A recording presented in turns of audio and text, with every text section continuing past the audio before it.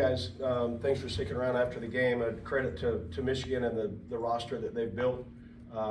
Really top to bottom, an impressive group.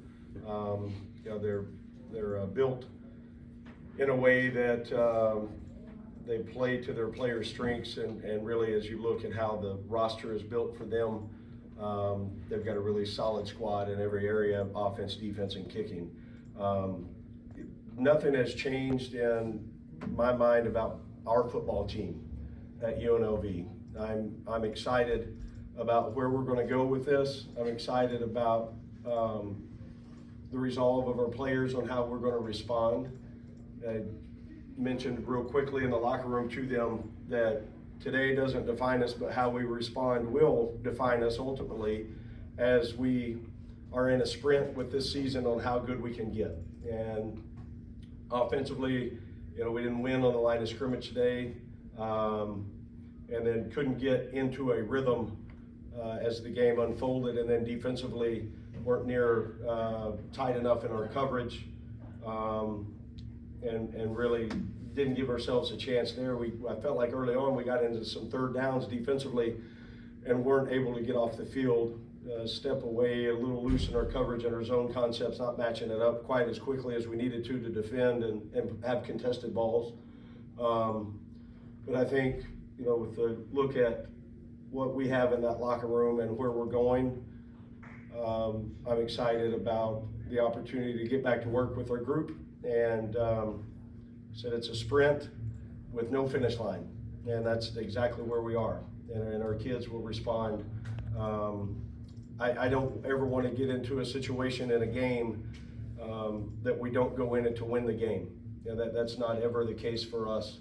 We expect to win every single week. We're going to prepare just like we're in the thing to go win it. I thought our other kids did. I thought we had a really good week of preparation. We just weren't good enough today. I didn't coach us well enough, and we didn't play well enough to go beat the number 2 team at their place. So we'll dust ourselves off. We'll get back at it, and we've got 6 days to get as good as we can get to go play Vanderbilt. We got Center Jack Haas, safety Jonathan Baldwin. Questions? Bruce Poole, the Scarlet and Gray Free Press.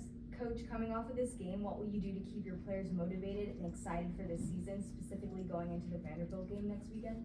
Well, we're 1-1 and we're going into game 3, so our motivation is extremely high to try to play really well and to improve ourselves in all 3 phases.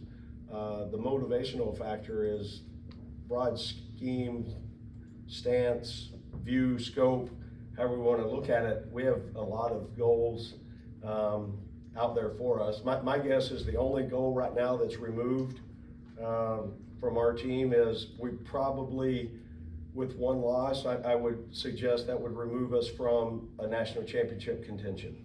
Other than that, everything we want to accomplish is right in front of us.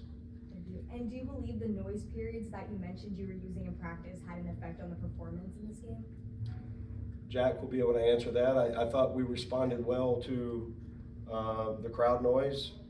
We had 1 false start by a tight end late in the 4th quarter. I don't know that we had another one. I thought that the quarterback and his cadence and command of the huddle, command of calling the plays, I thought our execution with the ability to communicate it up front, I don't think that our guys were fazed by the noise. Jack, do you have anything you want to add to that? No, I absolutely agree with that. A big stress during practice was creating an environment as close to Michigan as you can, which is hard to do, but we got creative in doing so, which makes us work harder on our chemistry, especially center to QB exchange, and it helped a lot this week, so it was an easy transition. With the passing game, Doug Brumfield, final stats pretty similar to last week, but did you see anything that maybe suggested improvement, or is he getting more comfortable with his progression there? No, I thought he improved. I thought he didn't have a lot of time at times. Once we started moving the pocket a little bit, it helped his game out. Doug's going to have a really good year, and there's some things that he did this week in practice, and then some throws that he connected on today that I think he made progress, and he'll be better week 3 than he was week 1 and week 2, and that's the progress we've all got to make. Down Hicks, Scarlet and Gray Free Press. Coach, obviously not the result you wanted, but you had mentioned leading up to this that you were excited for your guys to get to play in an environment like this. So I'm just wondering if that met or exceeded your expectations and kind of your experience as a whole playing at this stadium. Well, I want a great student athlete experience for my team. And people are gonna look at me crazy, but I vision and have hopes and belief with very, very strong conviction that someday we're selling out Allegiant. And somebody that's coming in to play us, they're having to work with crowd noise. And we're not gonna stop until we get there. So that's my mindset. I know that's the guys here at the table with me and a locker room. We're on a mission to turn UNLV football into a respected program nationally. We're not there yet, we're gonna get there. Jonathan, can you talk about the challenges of going up against this offense today and how you guys get better after this game? Yeah, I feel like we definitely got better after this game. It was a lot of different things, that we had to get used to early on, but like I said, I feel like we definitely grew from this game. For both players, just obviously you guys have a direction you're trying to go in, you're trying to get this program to. Is this kind of game with a team like that just kind of a reminder of where you want to get to and kind of how far you have to go still? Yeah, I mean, I think it's a good place to kind of see where you're at the moment, right? And then kind of improve based on your performance in that game. Obviously this season, biggest environment we've played in, best team to this point, and so it's really something that you learn from, and always strive, for perfection, even though you're never going to achieve it. That's probably the hardest thing, but it's what we got to do every day. Basically, yes. the question. Jonathan, JJ was wearing 47 on his hand today for Ryan. What did that mean to you? Right before the game, I seen a picture on the internet, and I just know that they were close friends, back in high school. So he said that he was gonna honor Ryan Keeler for this game, and once I seen it on his wrist, I was just, happy that there's other people. You feel me?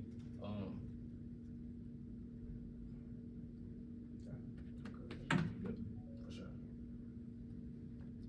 I think we talked a little bit, and John was,